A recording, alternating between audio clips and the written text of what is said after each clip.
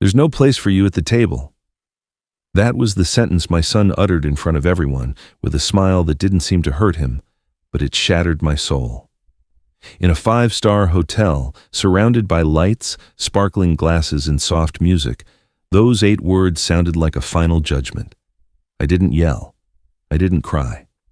I simply stood up, grabbed my cane, and while the waiters pretended not to look, I walked toward the elevator with the dignity of someone who has learned to suffer in silence. It was my 64th birthday, and paradoxically, it was also the day I understood that, to my own family, I no longer existed. But before we continue, I'd like to know if you've subscribed to the channel and if you liked the video. This helps me see that you support me and enjoy my stories. Now, let's continue. That day had started differently. The sunrise over the coast had a calm, golden hue. The ocean moved like a slow breath, and for a moment, I believed everything would be okay. I'd planned this celebration for months. I wanted it to be special. A family dinner, something simple but elegant. I booked the hotel with my savings. What was left from the woodshop I closed down years ago. I requested a table by the window, with an ocean view, background music, and a gourmet menu for everyone. It was my gift to them. I thought that, for one night, we could be a family again. When I arrived in the lobby, I saw them. My son, Michael, in his expensive suit, the same one he uses to impress clients. Beside him, Laura, my daughter-in-law, impeccably dressed, looking at her phone without greeting me. And my granddaughter, Sophia, 8 years old, who ran to hug me when she saw me. "Grandpa," she shouted with that joy that gave me strength. I lifted her off the ground, and for an instant, everything else disappeared. "I missed you so much," she told me. "And I missed you, my dear," I replied, smiling. But behind her, Michael watched me coldly. "Dad, you didn't have to do all this," he said, without even shaking my hand. "Of course I did," I replied. "It's my birthday, son. I want to celebrate with you." He sighed as if my excitement were a childish whim. "Well, as long as it's not too long. Laura has to be up early tomorrow." "Don't worry," I said. "It's just dinner." During the afternoon, we walked around the hotel. It was a beautiful place. White marble, ambient music, the scent of fresh flowers in the hallways. I couldn't stop thinking about how much I wished my late wife, Eleanor, had been there. She loved the ocean. She always said that one day we would live near it. But life gave us work, debt, and exhaustion. Never luxury. Now, when I could finally offer a little of all that, she was gone. Michael was impatient the whole time. While Sophia wanted to play in the pool, he only talked about business. Laura complained about the weather, the food, the smell of salt.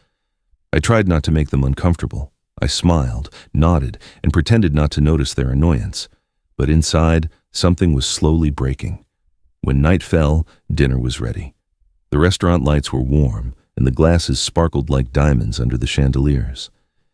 I sat down to wait while the waiter prepared the table. Suddenly, I heard my son's voice in the distance, annoyed, arguing with the maitre d'. "I told him we are 4, not 5, he insisted. The employee, confused, pointed to the list. "But sir, the reservation is in the name of Arthur Harrison." "Yes, my father," Michael replied, "but he won't be staying for dinner." My body tensed. I couldn't believe what I was hearing. The maitre d', nervous, glanced at me. I pretended not to understand. Michael approached with a fake smile. "Dad, the table is a little tight. Maybe you can have dinner later." I stayed silent. Laura avoided my gaze. Sophia, confused, took my hand. "Why don't you sit with us, Grandpa?" she asked. Michael feigned a laugh. "Because Grandpa wants to rest, honey." I let go of her hand slowly. I took a deep breath and said only, "It's okay. I'll rest." I got up and walked to the elevator. There was no applause, no laughter, no singing, just the sound of my footsteps walking away, while their voices blended with the clinking of glasses. The birthday I dreamed of ended before it began. In my room, the silence was absolute. From the balcony, you could see the moon's reflection on the ocean, calm and indifferent. I sat on the bed and felt a different kind of tiredness, one that didn't come from the body, but from the soul. I thought about everything I did for that son, the sleepless nights, the days under the sun in the woodshop, the sacrifices so he could study at the college he chose. And now, the man he had become was asking me to leave space at the table. I opened my wallet and took out an old photo from when Michael was 5.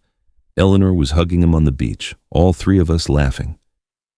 "Dad, when I grow up, I'm going to buy you a house by the ocean," he used to say. I closed my eyes. Sometimes a child's dreams die along with their innocence. I spent the night awake without tears. At a certain age, you don't cry the same way. The tears don't come out. They stay inside, weighing you down. At 3 in the morning, I took a pen and paper. I started to write. Not a letter of complaint, but a message, something I wanted to leave them. Not as revenge, but as a memory. A final gift, a reminder that the love you despise sooner or later comes back. When I finished, I put the paper inside a small wooden box that hadn't been opened in years. I closed it, wrapped it in a white cloth napkin from the restaurant, and wrote my name on it. Then I called the front desk. "Could I ask the kitchen staff for something?" I asked. "Of course, Mr. Harrison," the receptionist replied. "I need a covered dish delivered to Suite 401 tomorrow during breakfast in the name of Arthur Harrison. Do you wish to include a note?" "No need. They'll know what it's about." I hung up the phone. The clock struck 4. I went out onto the balcony one last time. The ocean was still calm, oblivious to the human drama it had witnessed for centuries, and as the night breeze touched my face, I swore that this would be the last time I allowed them to humiliate me. The next day, they would discover the true meaning of what is celebrated and what is lost when you forget where you come from. I didn't sleep that night. The clock marked the hours like a tired heart, and every tick-tock was a blow to my chest. I didn't cry, though I wanted to. At a certain age, you learn that tears don't solve anything. They just wash the soul a little, but leave the wound just as open. I stared at the ceiling, listening to the distant murmur of the ocean and the echo of the phrase that still ached in my bones. "There's no place for you at the table." It was incredible how a few words could wipe out a lifetime of sacrifices. In that icy silence, I understood that ingratitude hurts more than death, because when someone dies, they leave the world. But when a child rejects you, they tear you out of their heart. I turned on the bedside lamp and opened the drawer. In it, I kept an old leather-bound notebook, the same one where I used to write down orders for the wood shop. Now I used it to write thoughts that no one ever read. On the first page, written more than 30 years ago, I could still see a sentence that Eleanor, my wife, had jotted down. "Silence also speaks, but you have to know how to listen." How much sense that made now. My whole life, I was quiet more than I spoke. I was quiet about my exhaustion when I worked 16-hour days. I was quiet about my sadness when Eleanor got sick. I was quiet about my fears when my son yelled at me that I was just a washed-up old failure.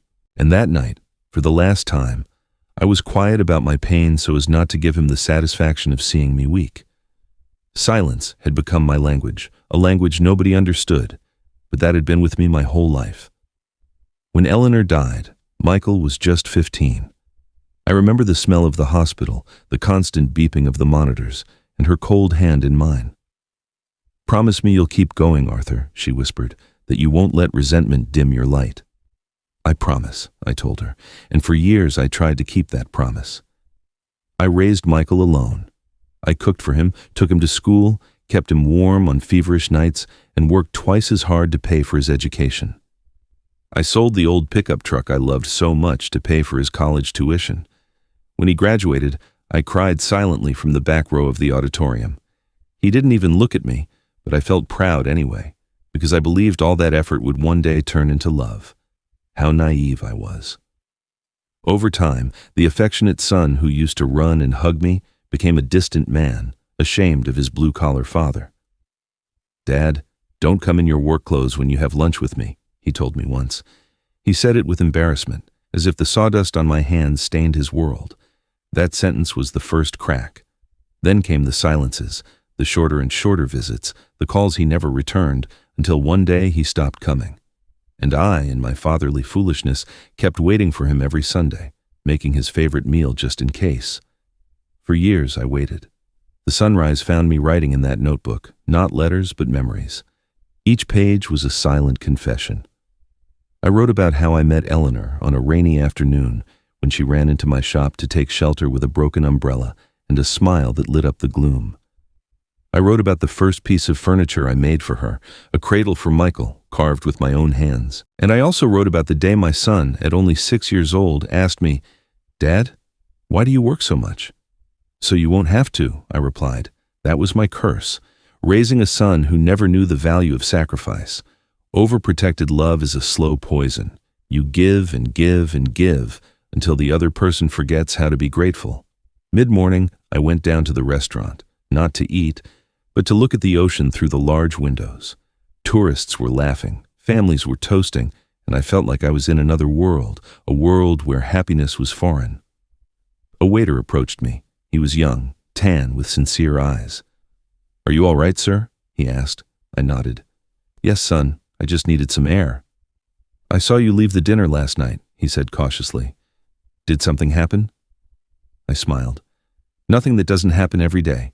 Sometimes you realize that places change, but people, not so much." The young man nodded, not fully understanding. His name was Julian, and later, without knowing it, he would become a key piece of my farewell. I went back to my room. In the mirror, I looked at myself like a stranger. The wrinkles were deeper, the eyes duller, but there was something new in my face, a strange serenity. The pain didn't burn me anymore. Now, it gave me clarity. At 64, I had understood a simple truth. Parents love without any guarantee of return. We give our lives without a contract, without a promise of gratitude. And even so, we would do it all over again. But that night at the table, when my son denied me a place, I knew that my love could no longer be an act of humiliation. I couldn't beg for affection. It was time to do something different, not out of resentment, but out of justice. I opened the closet and took out my briefcase. Inside, I kept several things nobody knew about. An envelope with documents from my old woodshop, the deed to a small plot of land on the coast, a photograph of Eleanor and Michael when he was a boy, and a key. That key opened a small chest I kept at home, full of memories and something else. Something I had never told them, something that could change everything.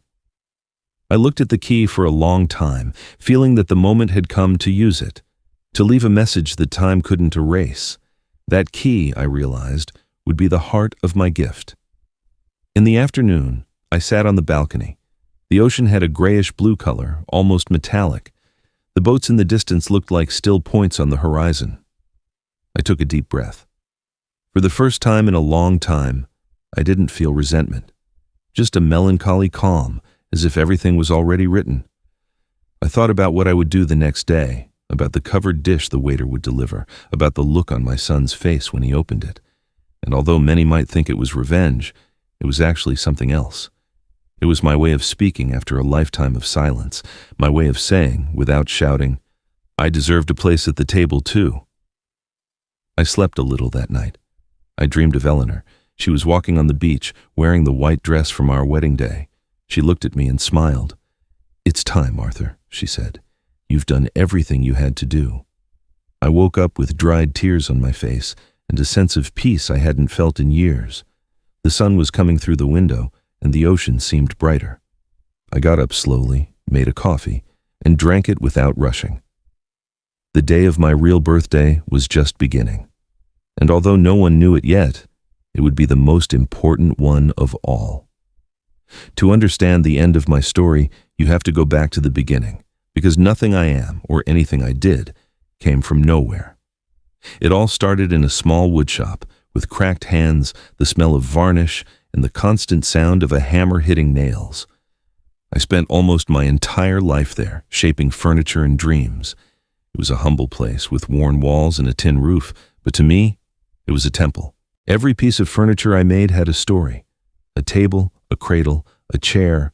They all left my hands with the same dedication, even if the money was little and the exhaustion was great. And it was there, among planks and sawdust, that I met her, Eleanor. I remember the exact day.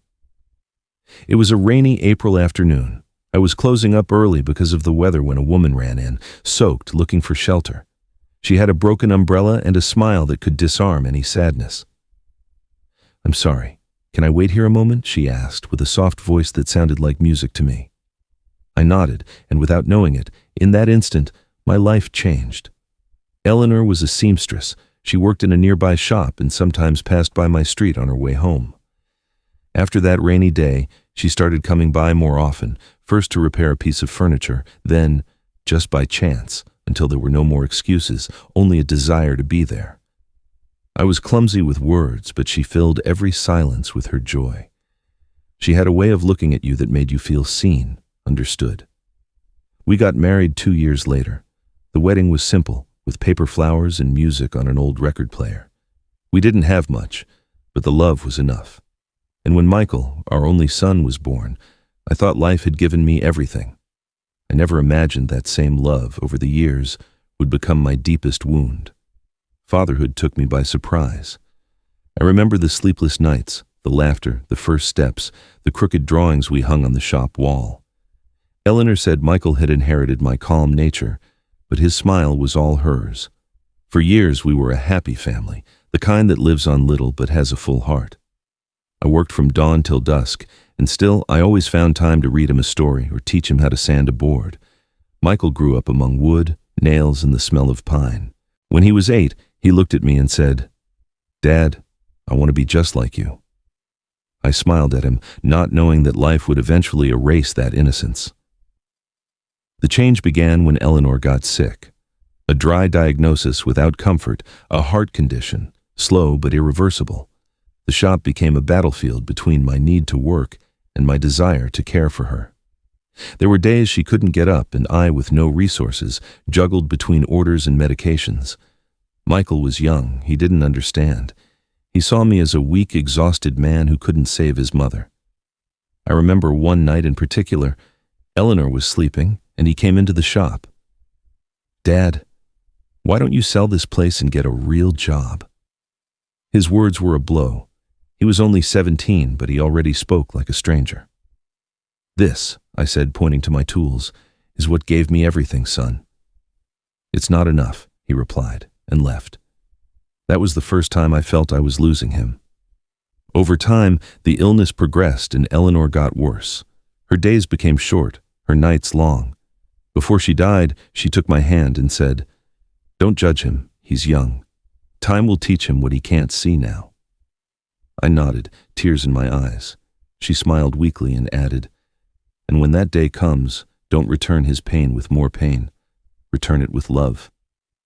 That sentence was etched into my soul. It was her last gift and also her curse, because from then on, all I did was love a son who didn't know how to receive it. After her death, Michael left to study in the city. I stayed alone in the house, accompanied by the sound of the clock in the wood. I worked so I wouldn't think. Sometimes I sent him money, other times letters. He rarely replied. When he did visit, his way of speaking was different, his clothes expensive, his gestures hard. He looked at me as if I were an inconvenient memory he couldn't shake.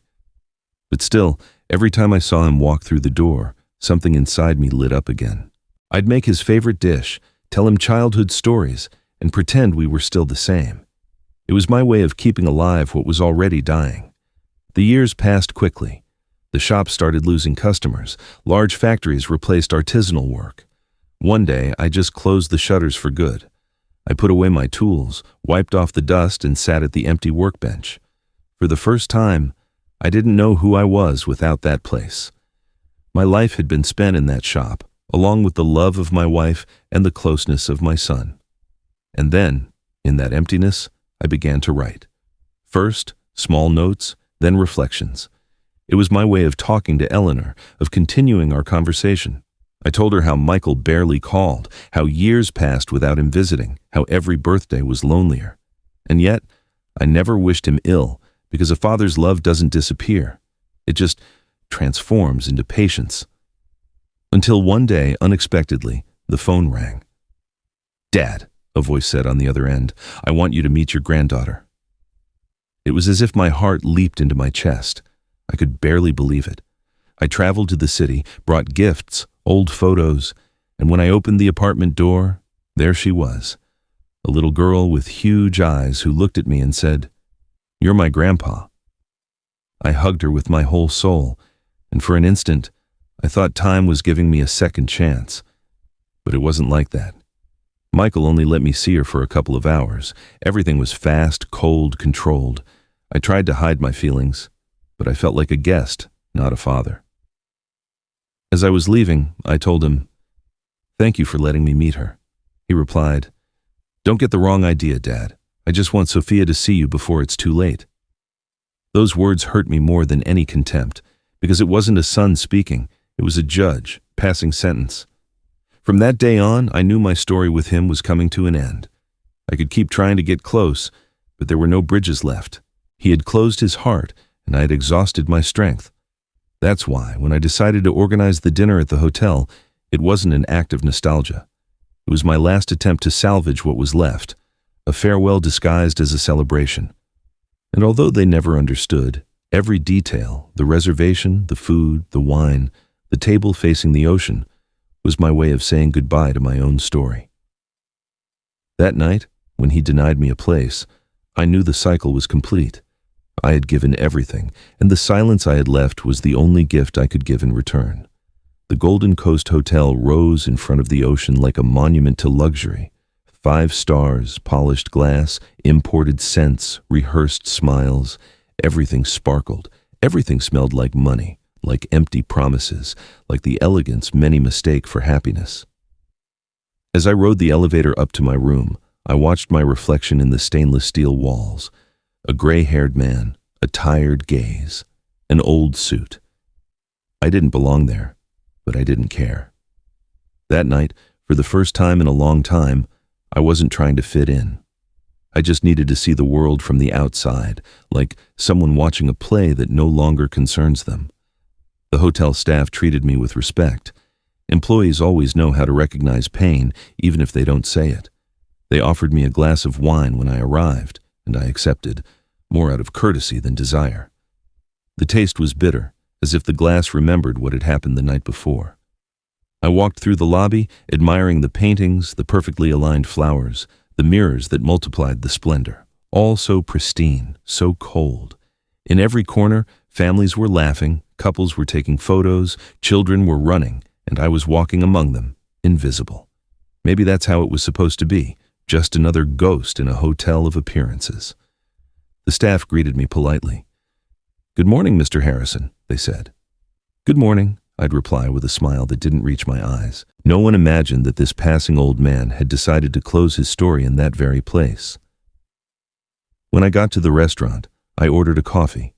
The maitre d', a thin, kind man, recognized me from the night before. "Would you like to reserve the table by the window again, sir?" he asked delicately. I smiled. "No, there will be no dinner today. I just need a little help for tomorrow's breakfast." His eyebrow arched discreetly. "Of course. Is there something I should note?" I took a piece of paper from my pocket and spread it on the counter. "This dish must be served at the table in Suite 401 first thing in the morning. I'd like Julian, the young waiter, to deliver it." The maitre d' nodded. "Do you wish to include something special inside?" "Yes," I said, lowering my voice. "This." From my jacket, I took out a small wooden box. It was the size of a soup bowl. It was wrapped with a blue ribbon, simple but firm. The maitre d' took it carefully. "Anything else, sir?" "Just make sure it is served closed." "It will be done." As he walked away, I watched him place the box on a silver tray. The shine of the metal reminded me of something, the way the hotel mirrors always reflected the same image, no matter who looked into them. I realized then that this place didn't show who you were, but how much you could pay to pretend you were someone else. I went up to my room. The hallway smelled of expensive perfume, of artificial cleanliness. I went in and sat facing the balcony. The ocean was calm, the sky clear. It could have been a perfect day, if not for the loneliness. I opened the curtain and watched the families at the pool. Michael and Laura were there, with Sophia. They were laughing. He was holding a drink, she was taking photos, and the little girl was splashing, knowing nothing of the poison that hung in the air. The innocence of children is the only truth that survives the hypocrisy of adults. I didn't feel hatred. I felt pity, Because while I thought of them with tenderness, they only thought of themselves. I looked at my hands, hard, marked by life, hands that built everything they now enjoyed, and yet I was the old man who was in the way. I decided to go for a walk. The sunset bathed the streets in a golden light. Tourists strolled, musicians played guitar in the bars, and the lights began to turn on. I walked aimlessly until I reached the pier. I sat on a bench and watched the ocean slowly swallow the sun. I thought about Eleanor, about how she always said the ocean was a mirror where God reflected what one carried inside. And then I understood. If the ocean was a mirror, mine was full of calm, because I had finally stopped fighting. I took a small notebook from my pocket. On the first page, I wrote, "For Michael and Sophia. When you read this, remember that I was more than a man in your memory. I was a man who loved you even when you didn't deserve it." I put the notebook away and kept watching the horizon. I wasn't afraid. I just wanted to leave things in order, to clean up what time had soiled.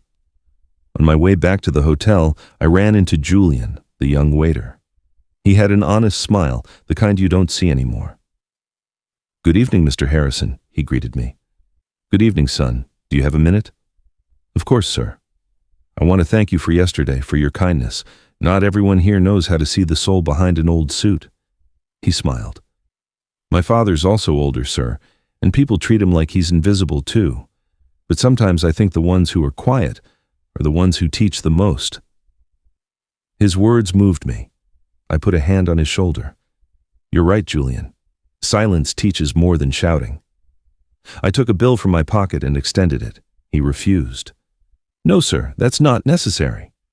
"It's not for the money," I said. "It's for the value. Tomorrow, when you deliver the covered dish, make sure you do it carefully. It's a special gift." "I will, Mr. Harrison. And if anyone asks what's inside, tell them it's a father's true breakfast." Julian looked at me, not understanding, but he nodded. We said goodbye with a handshake that was worth more than any words. That night, the hotel was calm. The lobby lights reflected on the marble floors like fallen stars. I slowly went up to my room, in no hurry. Every step was a silent farewell. I lit a candle on the desk. The fire danced, casting shadows on the wall. I took a sealed envelope from my pocket. Inside was my final letter, words they would one day read when there was nothing left to explain. Before sleeping, I stepped onto the balcony. The wind blew from the ocean, bringing the murmur of the waves. I closed my eyes, and for the first time, I didn't think about the humiliation, or the dinner, or the contempt. I thought of Sophia's face, of her pure laughter, and I understood that everything I would do the next day was for her, not for revenge, but for justice. So she would know that her grandfather didn't die a forgotten man, but as someone who left a lesson etched in every gesture. When I lay down, the clock read 11:30. The air conditioning hummed softly, and the ocean kept singing outside. I took a deep breath, knowing that dawn would bring the beginning of the end. And with a peace I hadn't felt in years, I said to myself, "Tomorrow, Arthur. Tomorrow you will speak for the last time." I turned off the light, and in the darkness of the hotel of appearances, I fell asleep with a light soul, waiting for the dawn that would put everything in its place. The dawn arrived with a warm sun and a wind that brought the smell of salt and fresh bread. I woke up early, not because I had anything urgent to do, but because old men sleep little when their souls are restless. From my window, I watched the first guests go down for breakfast. The hotel at that hour was a calm world, the sound of the waves, cups clinking softly, the murmurs of the staff starting their routine. Everything seemed perfect. But perfection, I know well, is almost always a well-disguised lie. I dressed slowly, in the same clothes as the day before. I looked in the mirror and saw a man life had beaten mercilessly, but who still held something in his eyes. Purpose. Not rage, not revenge. Purpose. I went down to the restaurant, not to eat, but to observe. At that hour, my son Michael and his wife Laura were already there. She was dressed in white with clothes that seemed designed to show off without showing. He was on the phone, giving orders as if the whole world owed him something. Sophia, meanwhile, was playing with a piece of toast, distracted, innocent, oblivious to the venom surrounding her. I stood in a corner behind a pillar with my cup of coffee. From there, I heard them. I had no intention of spying, but when fate wants you to hear the truth, you don't need to get close. The truth always finds a way to hurt. I don't understand why he insisted so much on this dinner, Laura was saying, in that icy tone she always used when talking about me. It was so unnecessary, paying for a hotel like this just to feel important. It's ridiculous, Michael sighed. You know how he is, always wanting us to admire him, as if he doesn't get that his time is past. Well, someone should tell him, she replied, laughing with contempt. A man like that doesn't know when to step aside. Michael took a sip of coffee. I've told him many times, Laura, but he doesn't listen. He clings to things from the past, as if they still have value. She crossed her legs, haughty. It embarrasses me. People look at him and think we're still supporting the old man. Don't exaggerate, Michael replied, though without conviction. Exaggerate? She said, raising her voice. He almost ruined dinner last night. Imagine wanting to sit with us as if he didn't understand his place. That phrase pierced me like a knife. I, who gave them everything, who gave them life, who worked until my bones ached for them, now had to have my place. And it wasn't with them. It was far away, invisible, silent. Sophia interrupted them, innocent, not knowing she was speaking in the middle of a storm. Daddy, why didn't Grandpa come down to breakfast with us? Michael just said. Because Grandpa is tired, honey. But I wanted to sit with him, Laura sighed. Sophia, honey, there are things adults do for everyone's good. The girl lowered her head, not understanding. And I, from afar, felt something very deep break inside me, something that not even time could repair. They weren't just erasing me from their table. They were starting to erase my image from my granddaughter's memory. Bitterness rose in my throat, but I didn't move. I stayed still, listening, because I needed to hear all of it until the end. Laura spoke again. You know what I think? We should just stop inviting him to anything. All he does is make us feel sorry for him. Michael nodded. I've thought about it. Maybe the best thing is to put him in a more comfortable place, where he doesn't have to worry about anything. She smiled, satisfied. Exactly, where he's taken care of, far away. Yes, far away, he repeated, not noticing the weight of his own words. I didn't want to hear any more. I got up slowly and left the cup on the table. I couldn't stay there. I walked to the exit, feeling like each step was heavier than the last. The world had become alien, the air thick, and in my chest, a dry, deep pain that was no longer sadness. It was certainty. I walked to the hotel garden, where the ocean looked imposing, almost still. The sky was starting to cloud over, as if sharing my mood. I sat on a stone bench. For the first time, I understood something I had denied my whole life. Love, when it's not valued, rots. And mine had been buried under years of contempt. I took out my notebook and wrote, I heard my son talk about me as if I were a piece of old furniture. He doesn't know that furniture, even when broken, keeps the soul of the one who carved it. I closed the notebook and looked at the ocean. I didn't cry. Tears were useless now. But I did make a decision. Cold, irrevocable.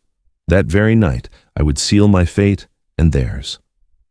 I went up to my room and opened the wooden box. Inside, I kept two things: the key to the land I'd inherited from my father, the same land they never wanted to visit, and an envelope with a legal document.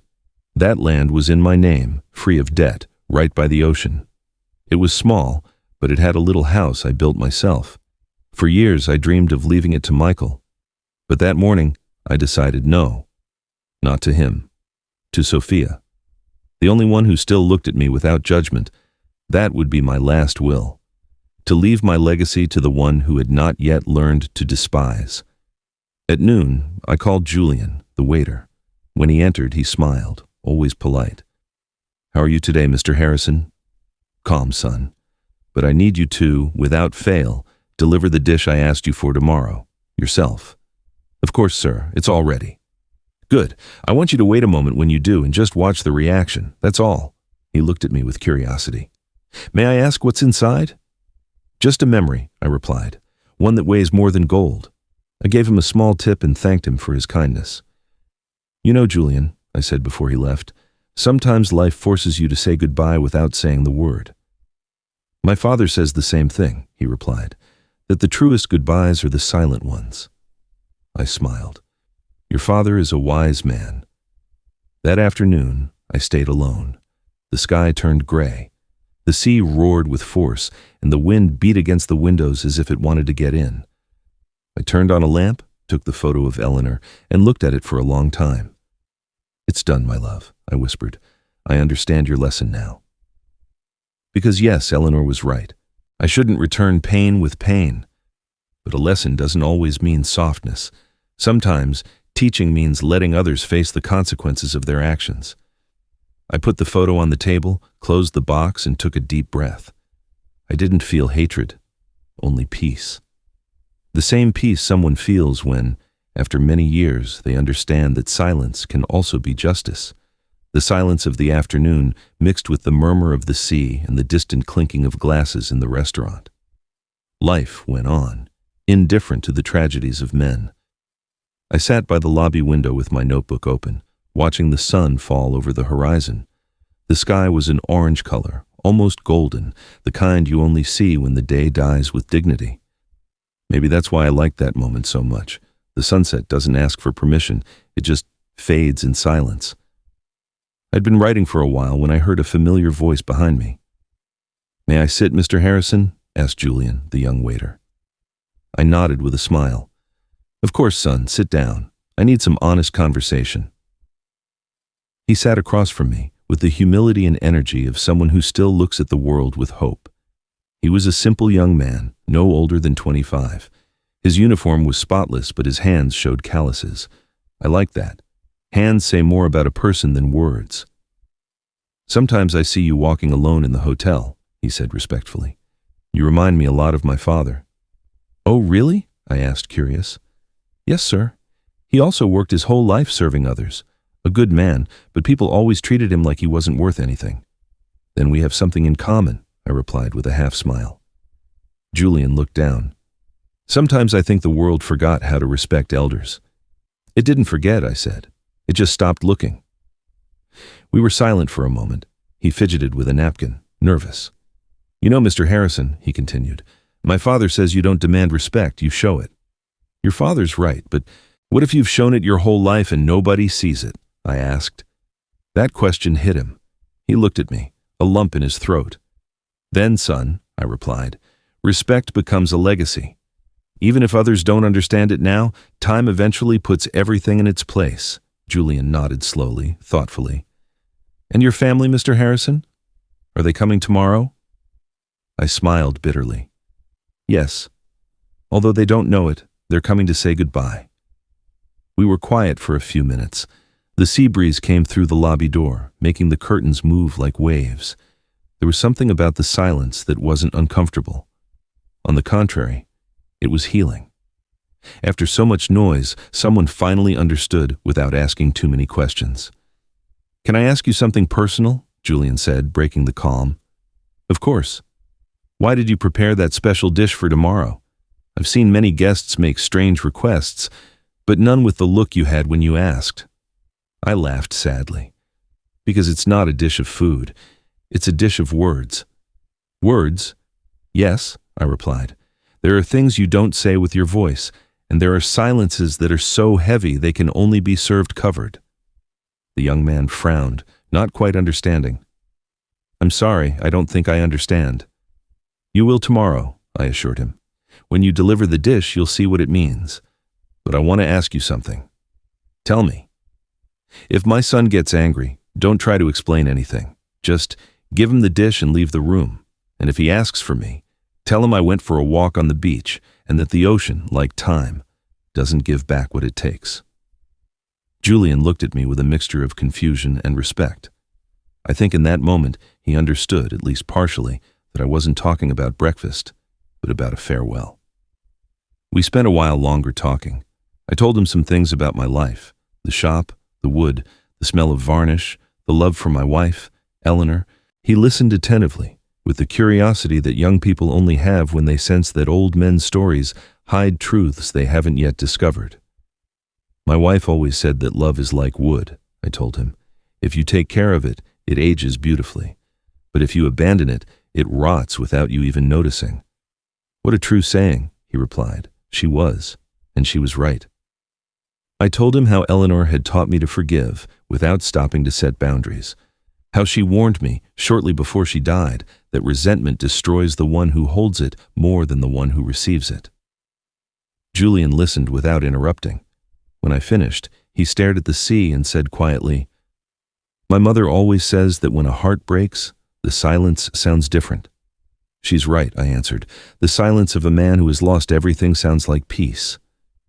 The sun began to set behind the sea, the sky turned red, and the hotel lights began to turn on, one by one. Julian stood up, but before leaving, he took something from his pocket, a small wooden cross, hand-carved. "My father makes these from scraps of old furniture," he explained. "I want you to have it." I took it carefully. It was simple, imperfect, but beautiful. I held it for a moment and felt something I hadn't felt in a long time: sincere gratitude. "Thank you, son. You don't know how much this means to me." "You don't have to thank me. You remind me of my old man, and, well, I guess we all need to believe there are still good fathers in this world." His words made me grip the cross tightly. "Sometimes good fathers don't need to be believed in," I told him. "They just need to be remembered when they're gone." We looked at each other. He said nothing more. He said goodbye with a firm, warm handshake, the kind you don't forget. And when he left, I felt that something inside me had healed a little. Not completely, but enough to endure what was coming. That night before sleeping, I placed the small cross on top of the wooden box. I lit a candle and prayed one last time. I didn't ask for forgiveness or comfort. I only asked that Sophia, my granddaughter, would one day understand that love isn't always shown with hugs, but also with silences that teach. I wrote one last line in my notebook. "Today, a stranger treated me like a man, and that was enough to forgive the world for its cruelty." I put out the candle, looked at the box, and whispered, "Until tomorrow, Eleanor. Tomorrow I will speak for both of us." The night fell slowly, as if the sky had compassion. The sea gently hit the shore, and from my window, the moon's reflection looked like a silver highway leading straight to the past. I knew this would be my last night, not because I wanted to die, but because I had finally understood that some endings don't depend on the body, but on the soul. My soul, that night, had already decided to rest. I turned on the desk lamp and spread a blank sheet of paper in front of me. I stared at it for a while, writing nothing. How curious. My whole life I had filled papers with numbers, with blueprints, with orders, with names. And now, when I was finally going to write for myself, the words wouldn't come. Maybe because it wasn't words I had to leave, but a testimony, a closure, a voice that would speak for me when I no longer could. I picked up the pen and wrote at the top, "To my son, Michael, and my granddaughter, Sophia. Michael, I don't know if you'll read this with anger or guilt, maybe with indifference, which is worse, but I'm writing it anyway, because a father doesn't stop speaking even when he's told to be quiet. I don't hold a grudge against you. Resentment is too heavy a burden for someone who no longer has strength, but I can't lie to you either. It hurt me. It hurt more than you could possibly imagine. To see the boy I taught to walk now look at me like an obstacle. It hurt to see how arrogance replaced affection and how success made you forget there was a time when you had nothing and my hands were your wings. I wasn't a perfect father. I made many mistakes. I was clumsy, quiet, too harsh at times. But everything I did, even my mistakes, I did out of love. And that love, even if you deny it, is in every cell of your body. Because the blood running through your veins isn't that of the man you became, but of the boy who one day told me, "Dad, I want to be just like you." I don't want you to remember me with guilt. I just want you to understand that life isn't measured by what we gain, but by what we are not afraid to lose when it's time to leave. And I, son, can go peacefully. Because even though you took away my place at your table, no one can take away the place I had in your history. The dish you'll receive tomorrow is not revenge, it's a mirror. And what you see reflected in it will depend on what you dare to feel. With love, your father, Arthur. I read the letter over and over. I didn't need to change anything. It was my naked truth, without embellishments, without anger. I folded it carefully and placed it inside the wooden box next to the key to the land and the small cross Julian had given me. I closed the lid and tied it with the same blue ribbon. Then I took a deep breath. It was strange, but I felt light, as if something inside me had been released. I stared at the box on the table. It was so small, yet it contained my entire life. What I was, what I lost, what I wanted to leave behind. I wondered if Eleanor would be proud of me. If, wherever she was, she knew I had fulfilled her last request, not to return pain with pain, but with teaching. I opened the balcony. The night wind was warm, and the lights of the pier reflected on the water like floating candles. I leaned on the railing and closed my eyes. I listened to the ocean. It was the same sound I had heard all my life, constant, patient, eternal. The ocean doesn't change, I thought. Only we change when we look at it. I remembered the years in the shop, the smell of sawdust, the echo of hammers, Eleanor's laugh when she saw me arrive covered in dust. I remembered Michael as a child, playing among the planks, making wooden boats that never floated, but that I applauded anyway. I remembered the Sundays, the simple lunches, the fearless hugs, and I understood that I didn't need anything more. My life had had meaning, even if the end hurt. There is no failure in loving. The failure is in stopping. I returned to the room. On the table, I left the wrapped box, the signed letter, and my notebook, open to the last page. I picked up the pen one last time and wrote, "I am not afraid of death. I am afraid of having passed through life without leaving a mark. If anyone reads this, know that my only inheritance is a lesson.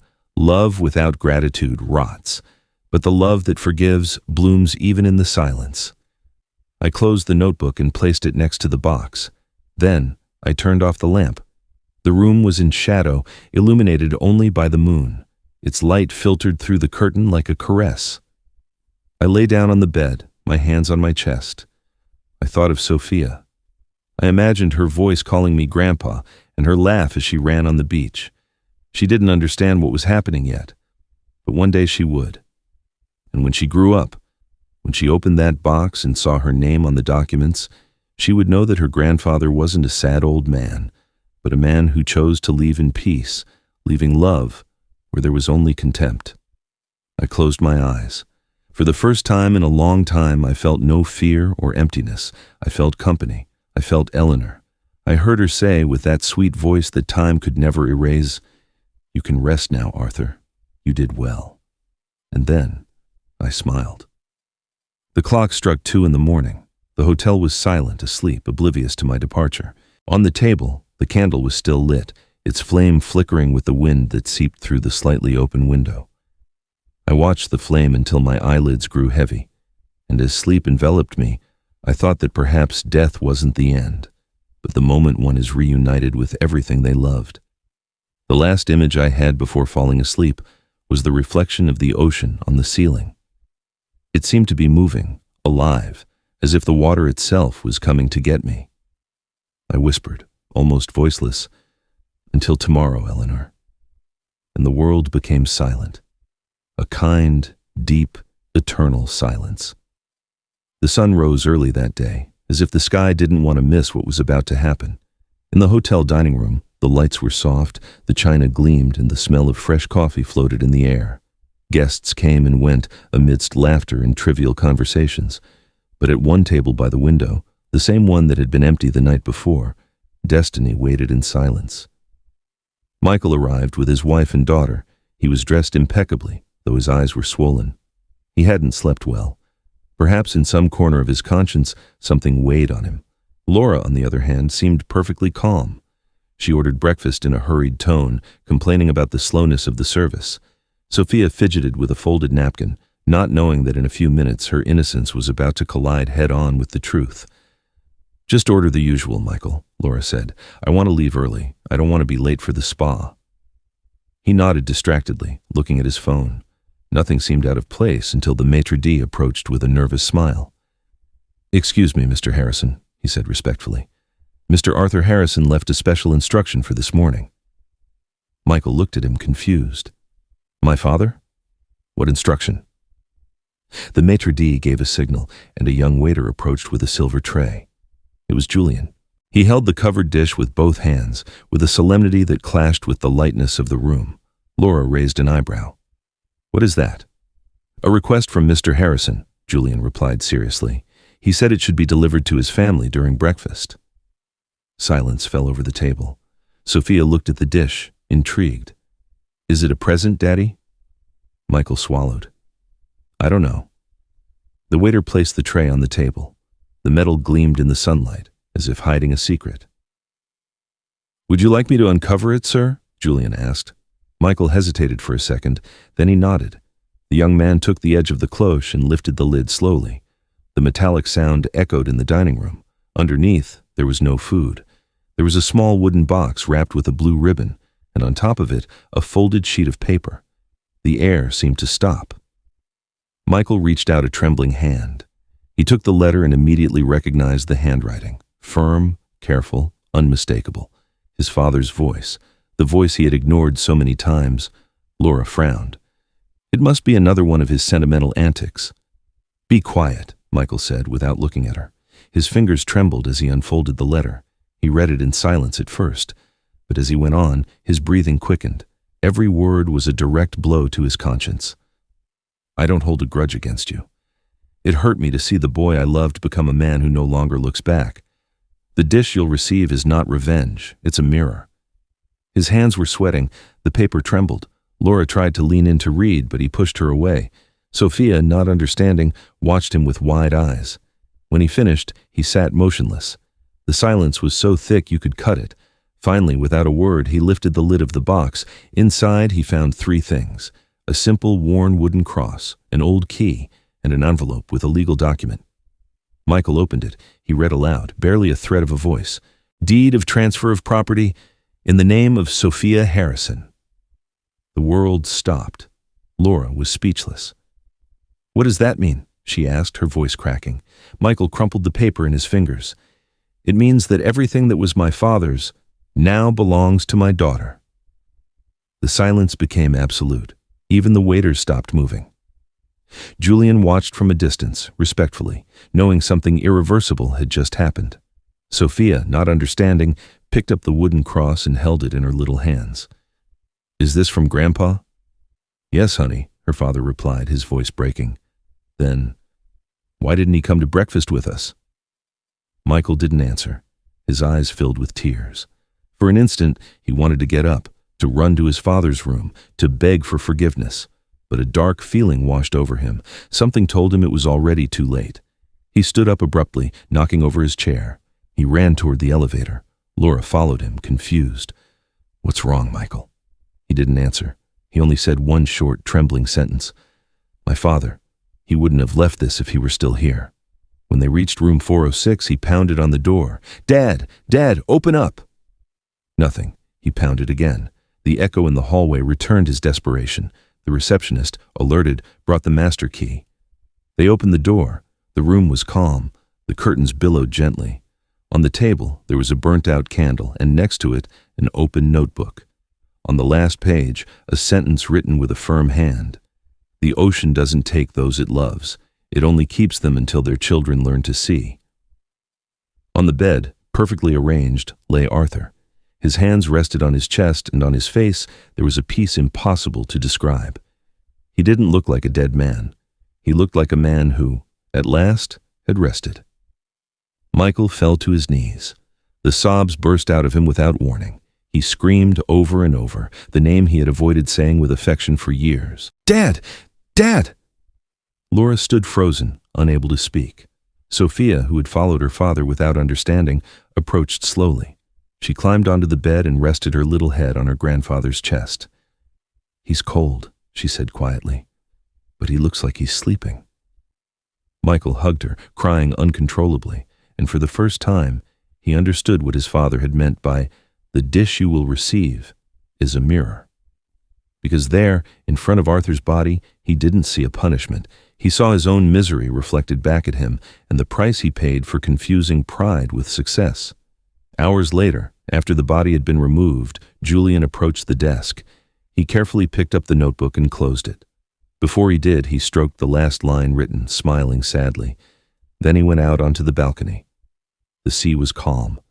A seagull flew by as if saying goodbye. The young man looked up at the sky and murmured, "Rest in peace, Mr. Harrison." And the wind, as if responding, moved the curtains and extinguished the last flame. If you are reading this, son, it means my silence has finally spoken. And if you hear my voice in every word, don't be afraid. I'm not speaking from death, I'm speaking from peace. For a long time, I believed a father's love could endure anything.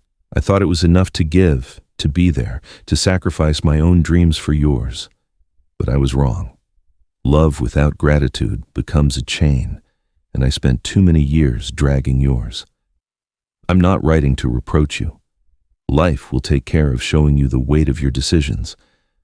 I just want to tell you the story you forgot to listen to, the story of your father, the man behind the silence. I wasn't born wise or strong or brave. I just learned to endure. Poverty, loss, and loneliness were my teachers, and when I met your mother for the first time, I felt that life could be kind. She was my light, my rest, my compass. With you by her side, we thought love would be enough for everything, and for a time it was, until the day her illness reminded us that nothing human is eternal. Caring for her was the hardest and most beautiful thing I've ever done.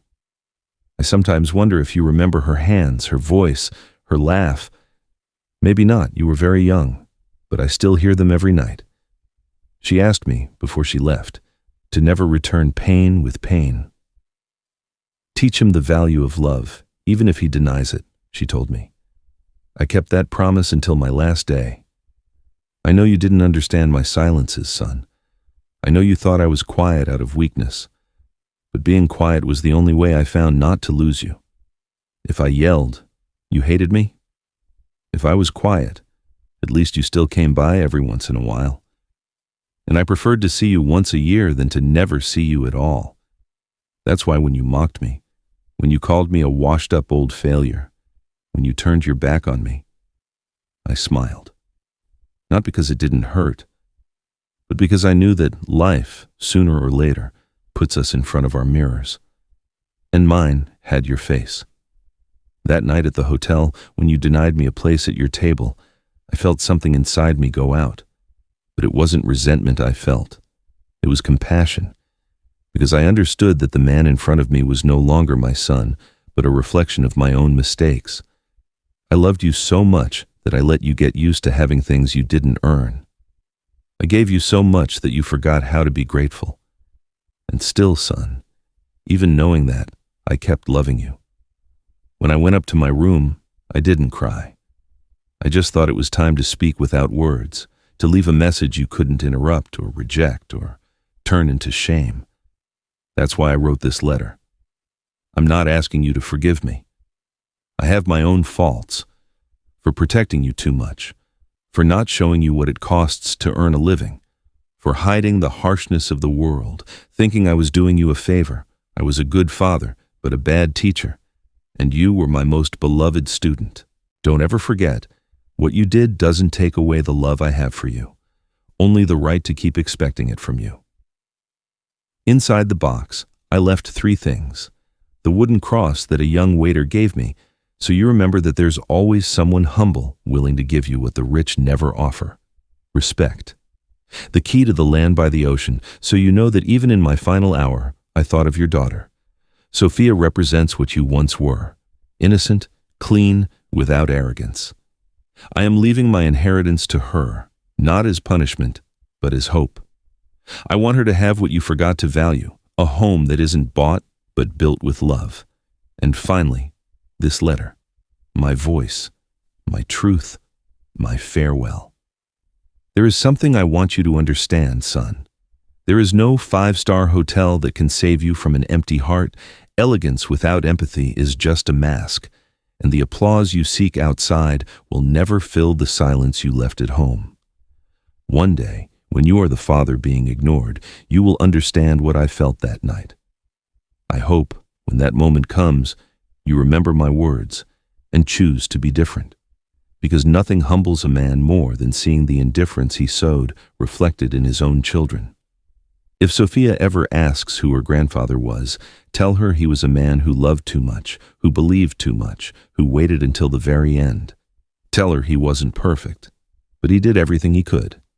And if she ever puts her feet in the sand by the ocean, tell her that there, among the waves, is a man who is still protecting her. Because those who truly love don't leave. They just change shores. This will be the last time I speak to you, son. Don't look for my face in old photos or memories. Look for me in what you do right. In the day you comfort someone without expecting anything. In the time you hug your daughter without rushing, without pride. I'll be there. Then you'll know I'm still with you. And when you look at the ocean I loved so much, remember that I was the one who taught you to build boats, but you decided to leave me on the shore. Still, I don't complain, because from this shore, one can also love. I end this letter without goodbyes. Goodbyes are for those who forget. And I know you will not be able to forget me.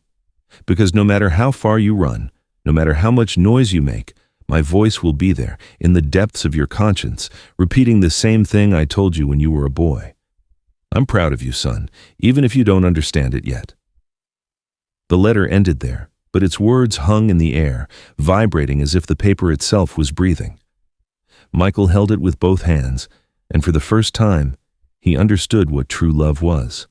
A love that gives itself, breaks, and still forgives. Sophia, beside him, held the wooden cross up to the window where the sun was beginning to shine brightly. "Look, Daddy," she said. "It looks like Grandpa is smiling from heaven." Michael nodded, holding back tears, and in that moment, he knew his father hadn't left. He had only at last found the place he always deserved, in the hearts of those who had forgotten him. The ocean was still there, immense, eternal, indifferent. But for Michael, it was no longer the same. That morning, after reading the letter, he felt the air had a different weight. Every corner of the hotel seemed to look at him with reproach, as if the walls knew what he had done to his father. He sat in silence, the document still in his hands. His daughter's name, Sophia Harrison, shone in black letters on the inheritance paper. It wasn't just a property. It was the symbol of everything he had lost to arrogance and everything his father had won with dignity. Laura watched him from a distance, nervous but now silent. For the first time, the money, the luxury, the appearances meant nothing. Michael didn't see a house or land. He saw a lesson, a mirror, a father who, even from death, forced him to look at himself without a disguise. Hours later, they returned to the empty room. Sophia, still holding the wooden cross, sat on the bed where her grandfather had slept for the last time. "Daddy?" she asked. "Why did Grandpa leave me his house?"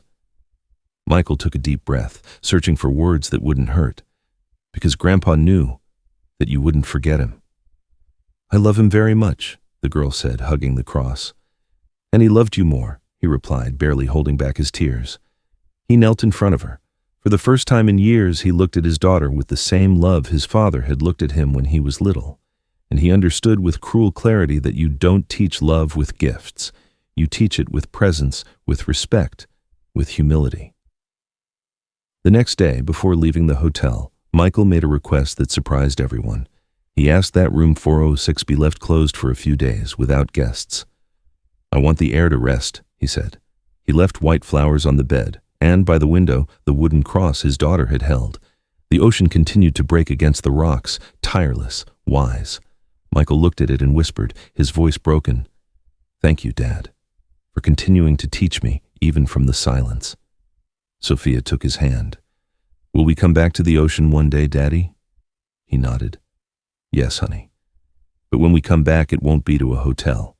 We'll go to the house your grandfather left you. And when we get there, I promise I'll tell you about him every day, so you never forget the man who taught us how to love, even when no one was listening." The wind blew hard, moving the curtains in the hallway, and for an instant, they both thought they heard a calm, firm, fatherly voice murmuring in the sound of the sea. "Now, son, now there's a place for me at your table." The next dawn arrived with a different air. The Golden Coast Hotel woke up like every day to the sound of suitcases, laughter, and the smell of coffee. But that morning, something floated through the hallways that no one could name, a strange stillness, as if the building itself were holding its breath in respect. The first to notice was Rosa, the housekeeper. She knocked on the door of room 406, but no one answered. The "Do Not Disturb" sign still hung from the handle, just like the day before. She insisted 3 times, her voice trembling. "Mr. Harrison, are you okay?" Nothing. Finally she went in. She found him lying down, peaceful, his hands on his chest and his face serene. The open window let in the sea breeze. A half-full glass of water, a burnt-out candle, and on the table, a closed notebook. There was no disorder, no sign of distress, just a clean, almost sacred silence. Rosa took a step back, put a hand to her chest, and whispered, "Oh my God." In minutes, the rumors spread through the hotel. The manager, the doctor, the waiters. Everyone knew who the guest in 406 was, the older man with the kind eyes who always said thank you and never complained. The same one who had organized a family dinner and left in silence. No drama, no noise, just dignity. Julian came running. When he saw the open door, he stopped dead. The maitre d' tried to stop him, but he went in anyway. He approached slowly, his eyes red. On the table, next to the notebook, was the wooden cross he had given him. He took it with trembling hands and pressed it to his chest. "I knew something like this might happen," he said quietly, "but I never imagined he would do it with such peace." The doctor certified the death without difficulty. "Cardiac arrest during sleep," he dictated. The manager, moved, asked that no one touch anything until the family arrived. And during those hours, the entire hotel lowered its voice. Employees walked silently down the halls. Even the guests, without knowing why, spoke more quietly. In the afternoon, Julian sat by the room's window and opened the notebook Arthur had left closed. On the last page, a sentence written with a firm hand. "Sometimes love doesn't need witnesses, just a soul willing to understand it." Julian closed the notebook carefully, looked out at the sea sparkling under the sun, and murmured, "Rest, Mr. Harrison. Thank you for teaching me that serving can also be an act of love." He left the room slowly, leaving the window open. The wind came in, moving the curtains as if an invisible hand were waving goodbye. And in that instant, everyone who worked in the hotel felt it, without knowing why. Old man Harrison was gone, but something of him would stay there forever. A year had passed since that morning at the hotel. The ocean still roared the same, the waves hitting the coast with the same eternal rhythm. But something had changed. The air had a different weight, lighter, as if the memory of a good soul still floated on the water. Michael returned, accompanied by his daughter, Sophia. He was dressed simply, no suits, no expensive watches, nothing to remember the man he used to be. His steps were slow, measured, humble. There was tiredness in his eyes, yes, but also light, the light of someone who finally understood the meaning of love. They arrived at a small house facing the ocean. It was modest, with white walls and a blue roof. The sound of seagulls and the smell of damp wood enveloped him in nostalgia. This was the house his father had left to Sophia, the place where, without knowing it, Arthur had prepared his redemption. Sophia ran to the door. "Daddy, look! It has Grandpa's name on the entrance." Michael approached and read the rusted plaque, "Harrison House, where love always returns." He couldn't hold back the tears. The words seemed spoken by his father, written with the soul of someone still watching him from somewhere in the sky. Inside, everything was intact. On a shelf rested the same wooden cross that Julian had given him months after the funeral. The young waiter had sought Michael out to return that last memory. He used to say that silence teaches more than shouting, Julian had told him, and Michael only understood it then. Sophia touched the cross gently. "Did Grandpa make this?" "Yes, honey," he replied, stroking her hair. "And he left it for you, to remind you that love doesn't get used up. It just changes form." They sat facing the ocean. The sunset painted the sky orange and purple. The wind moved the curtains of the house just like that night in the hotel. For a moment, Michael could have sworn he heard his father's voice. "The ocean doesn't take those it loves." He closed his eyes. He didn't need to see him. He felt him. Arthur was there, in the breeze, in the sound of the waves, in the warmth of his granddaughter's hand.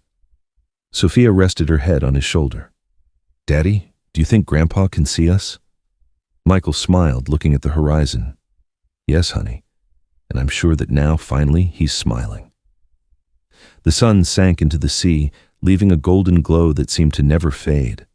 And in that perfect silence, Arthur Harrison's legacy was etched not just in the sand, but in the lives of those who learned, at last, that true love never dies. It just becomes eternal. Sometimes it isn't death that separates a family, but pride, the lack of forgiveness, the silence we let grow between us. Arthur left in peace, leaving behind pain, but also love, because whoever truly loves never really leaves. Tell us in the comments what city you're watching from. Give this video a like if this story touched your heart, and subscribe to the channel to keep following stories that remind us that love always finds a way back.